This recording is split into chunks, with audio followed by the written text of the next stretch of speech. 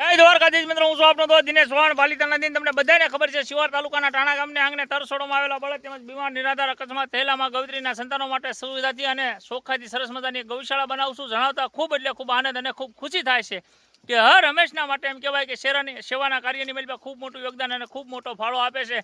અનેક વાર આપ્યો છે.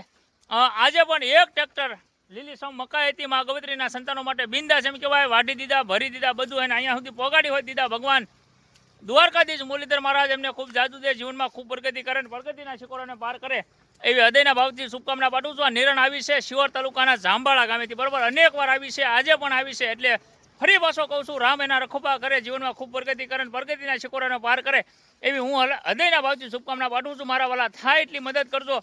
માં ગવત્રીના સંતાનો માટે છે, આ કોઈ પોતાના માટે નથી. અને બધા તરસોડોમાં આવેલા વૃદ્ધ બળદ છે, અકસ્માત થયેલા માં ગવત્રીના સંતાનો છે. તો ભૂલા વગર કહું છું, દેવા એટલું દેજો મારા વાલા. જય દ્વારકાધીશ, જય મુરલીધર.